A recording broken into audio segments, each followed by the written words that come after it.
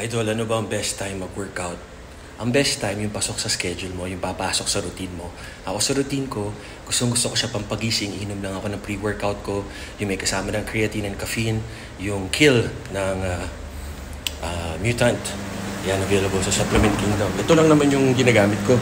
May L-carnitine na siya, may green tea, kompleto na siya. And then, yun lang naman, kung wala kayong budget, coffee lang kayo. Tsaka kung may budget, creatine. So, do what works for you.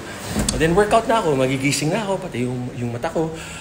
Ang warm-up ko, dahil matanda na ako, bike muna ako, and then workout na ako. First set ko, ano lang yun, warm-up set. Halos di ako nahihirapan para lang ano yung joints.